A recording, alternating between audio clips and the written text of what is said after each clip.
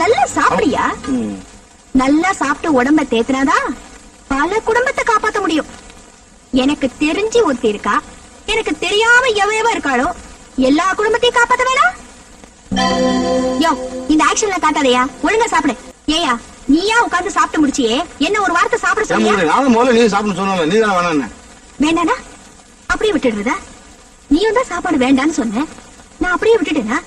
எதையோ பேசி உன்னை சாப்பிட வைக்கல.